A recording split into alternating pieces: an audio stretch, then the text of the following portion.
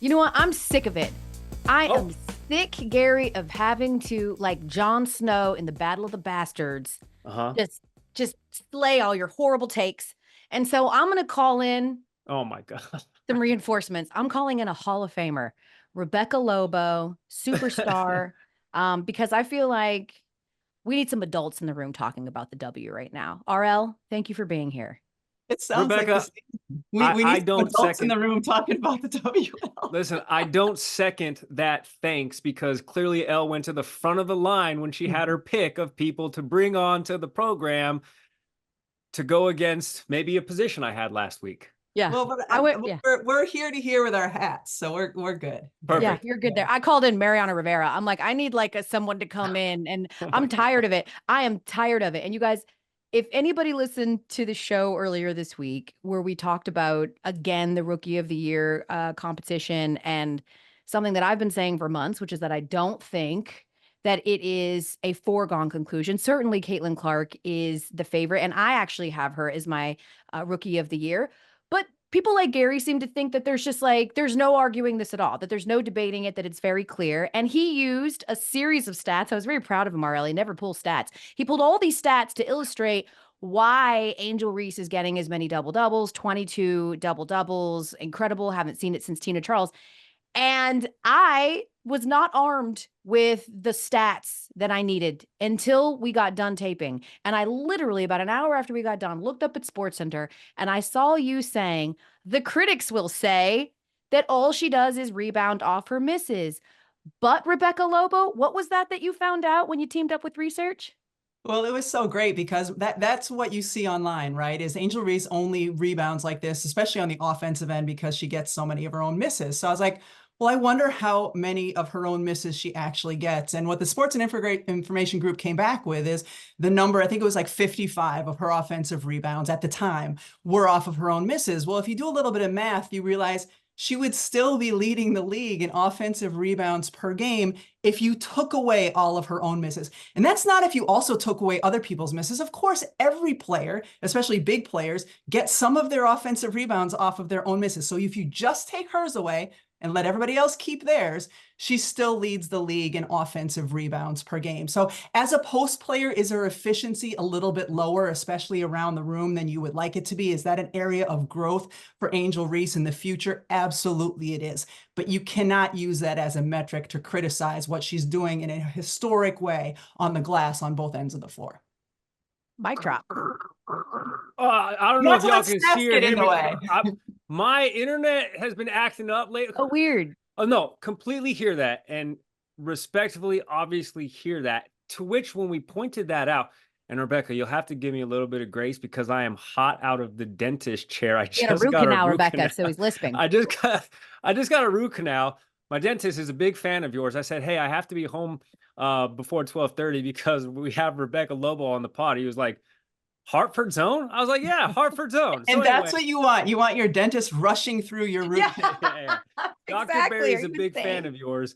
But I said that, and I did bring that up to us, but nobody better than you can also understand this, that Angel Reese is paid to play in the paint. That is her position. That is where you made a Hall of Fame career, is to be efficient in the paint. And when she is ranked 49th out of 54 eligible WNBA players as far as field goal efficiency, there's not another forward/center that's lower than 30 in the WNBA. So what I said is I took that offensive rebound nugget, and what I did is I spun it forward to say we wouldn't have to have the conversation about offensive rebounds and if it's her teammates or if it's her offensive rebounds, if she was just more efficient down low when she had the opportunities. And that's where I said, in my estimation, Caitlin Clark is running away with Rookie of the Year because Angel Reese, yes, the numbers are inflated in a sense because she is not efficient where she has to be, which is down low where she's making her money. Well, I think right now it's three separate conversations that you're having. One Mhm. is she an elite rebounder at a level that we have not seen in the WNBA previous? Yes, she Yes. is. She's averaging close to 13 rebounds a game. We've never had a player average 12 or more rebounds per game. Is she an elite rebounder like we have never seen? Yes, that's one conversation. Does she need to improve drastically in terms of her efficiency, in particular inside the restricted area, to really reach her potential and status as a great player? Yes. yes, that's a second conversation. The third conversation is, how do those things play into the Rookie of the Year conversation? Mm-hmm. And I would agree with you to a degree, Gary. Like, I do think that Caitlin Clark has really separated herself in terms of the Rookie of the Year conversation over the course of the last, month and a half, leading up to the Olympic break. And since then, one, because her assist numbers have been off the charts. Her efficiency has improved in terms of her field goal percentage, while at the same time, Angel has really struggled since the Olympic break with her efficiency. She's been rebounding the heck out of the ball. I mean, 3 20 rebound games in a row is ridiculous. It doesn't matter how many of those, and it was just a handful that she's gotten off of her own misses. So I think there's 3 separate conversations. And the hard thing when it comes to Angel and Caitlin is that everything becomes a battle of which one is better and which one is the Rookie of the Year, instead of, wow, Caitlin Clark is having a rookie year up with some of the best we have ever seen. And then separately, Angel Reese is rebounding like no player, not even a rookie, no player we have ever seen. So there's a lot that gets mixed into all of this. And at the same time, sort of all 3 of those lanes, all 3 of those things I was talking about can all be true.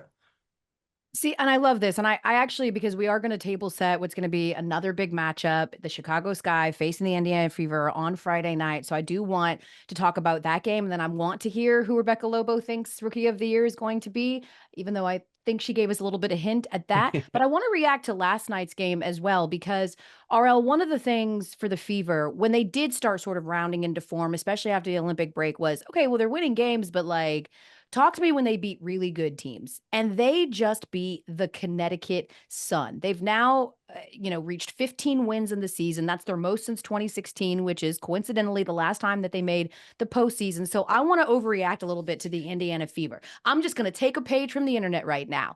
And here's the first overreaction. The Indiana Fever are going to win the title. Damn.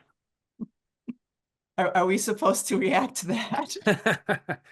She's just smiling. What do you say to that? She's too stunned to speak, Elle. The Indiana Fever are not ready yet to win the championship this season. However, for a lot of the season, the question mark was, can the Indiana Fever make the playoffs? I think they've solidified the fact that they really should. They've got the easiest strength of schedule to date. They have 2 road games, followed by 6 home games. Granted, a couple of those are against Vegas, and then a road game for their 9-game stretch to end the season. They will, I would be shocked if they did not make the playoffs. I think they are playing in a way right now where they could win a first-round series, depending on who the opponent is. When they were playing Connecticut in their last game, the way the standings were 2-7, those 2 teams could meet in the first round of the playoffs. Could Indiana beat Connecticut in a 3-game series? I think they could. If they ended up matching up with Minnesota, do I think they could beat them the way Minnesota's playing? I don't. But depending on the matchups, I don't think it's ridiculous to think that Indiana Fever this year could make it to the semifinals, because, of course, the WNBA, if you win your first-round series, that's where you are in the semifinals. If we were having this conversation when they were 2-8 or 2-9 or however they started the season, it would have been a ridiculous thing to think. It no longer is because of the way they're playing. Yeah, they're really 9 clicking games on all left in the regular season too, and they're 7-3 in their last 10. Elle, so like, it's also beneficial when you're a team that's getting hot at the right time. And it's obviously it's Caitlin Clark and her passing, and it seems like, everybody kept saying like patience here, right? They've got to learn her. She's got to learn them. She likes to play at a really up-tempo pace. Her vision is incredible. Sometimes they're not ready for those passes. Certainly turnovers are still a bit of an issue, but when you think about the Fever, especially right now, RL, and I think why people are so excited is that it's not just Caitlin, right? It's Kelsey Mitchell making franchise history with how many consecutive games she's had 20+ points. It's even Aaliyah Boston still struggling a bit with her shot, but finding a little bit better. And Lexi Hull, who they inserted into the starting lineup, who is in fuego from 3 right now. And so when I mentioned Kelsey Mitchell, let's overreact again. Now that the Fever are good, she is not going to leave in free agency. Well, I would say probably not, but also I have to look into this further. I don't think Kelsey Mitchell has ever been cored, and I don't think any other players on the roster are cored. So even if Kelsey Mitchell wants to leave in free agency, I don't know that she can. But I don't know that she would want to. if you're a WNBA player, do you want to play in sold out arenas every night, whether you're at home or on the road, 17 or 18,000? Do you want to play on national television every single one of your games? And I was having this conversation with LaChina Robinson recently. The Indianapolis might not be the preferred destination for all the players in the WNBA, but at least now it's a team that is a preferred destination. So I'm really intrigued what they can do in free agency in this offseason, not only with Kelsey, but are they going to be able to entice some other big name players to come play there because of, granted, there's a lot of pressure that comes with it, but also it's a whole different level of exposure now if you're playing for Indiana. Also, Elle, why would you, if you're Kelsey Mitchell, want to leave a spot where you have an MVP point guard, which is our next overreaction, Rebecca Lobo? The MVP race is actually a lot closer than people think, and Caitlin Clark is coming in hot. I don't think the MVP race right now is close. I think it's A'ja Wilson and everybody else, but it is a conversation. It is a conversation. Like it'd be unfair to say Napheesa Collier isn't having a great year. And in another year, I mean, Asia's been historic this year. We've used that word a couple of times, but in terms of her scoring and rebounding and efficiency and all those things. Now, in terms of Caitlin Clark, because how MVP voting works, you vote for 5 people. I would not be surprised if Caitlin Clark is on some people's ballots in that 4th and 5th position. If you look at the MVP in terms of the player who does the most for their team. Right now, however, A'ja Wilson should be #1 on everyone's ballots. The only way that changes is if she has a bunch more 8 for 28 games like she had the other night. That's not going to happen.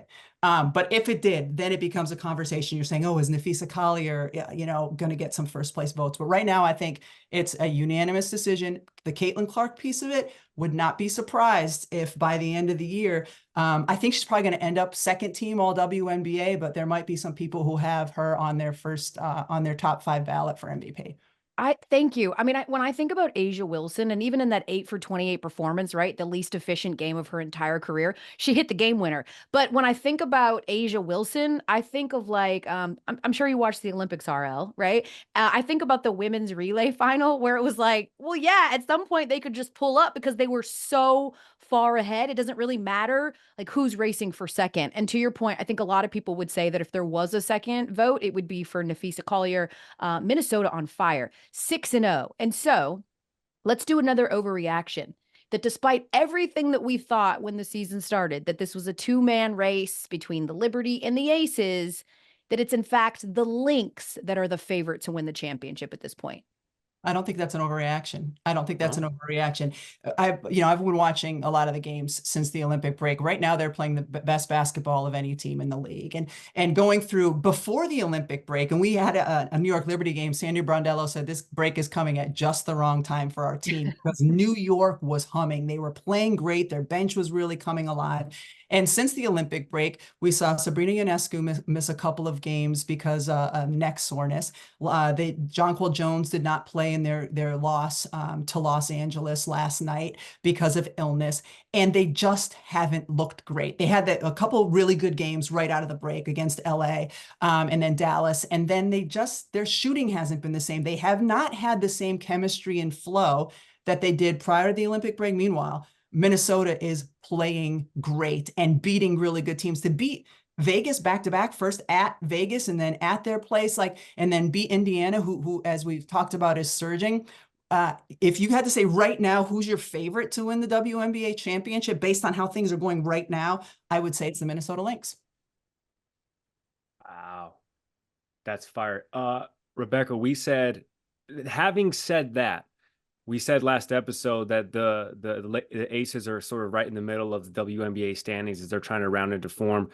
Understanding what you just said about the Lynx, yet still the Aces are still the scariest team once the playoffs start. Is that an overreaction?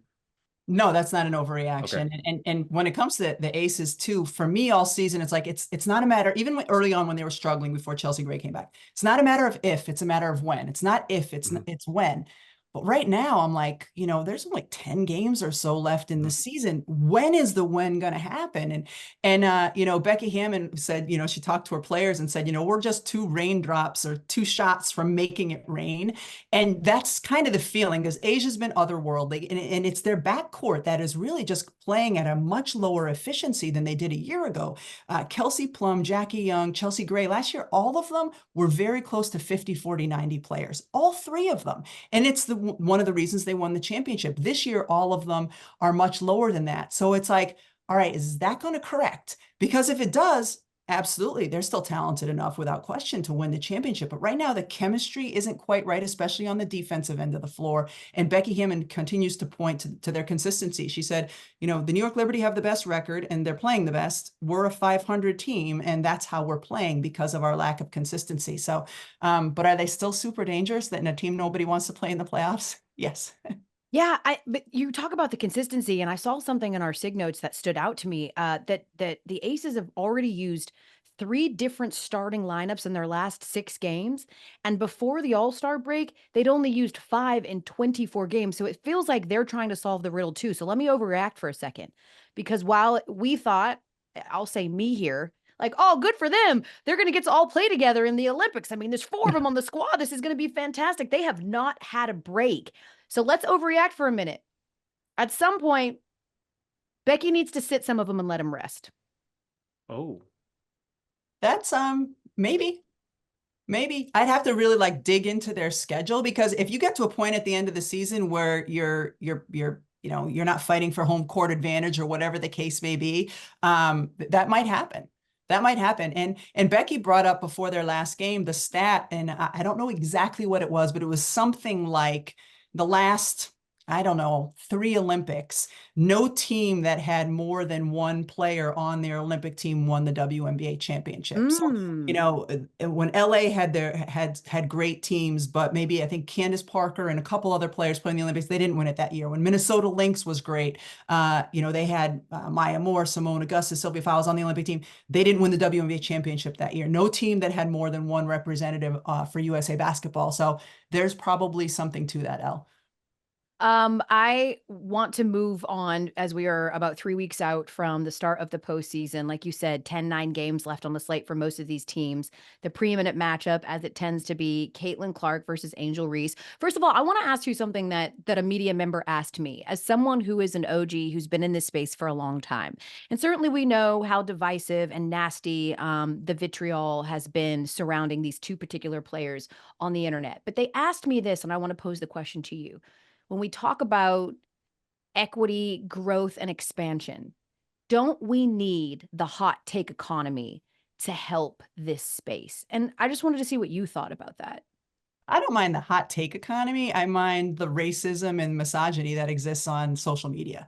But I don't think we have that as much in terms of the hot takes. Like, there were so many takes at the beginning of this season about, veterans and, picking on Caitlin or whatever it was. And I'm like, wait, I'm not used to this. Where is this coming from? This is interesting. But at the same time, it's really helped fuel the interest in the league. Hot takes, I don't mind. Some of the other stuff that can get dangerous and really ugly, of course, that shouldn't exist in women's basketball or anywhere in sports, but it exists in all those places.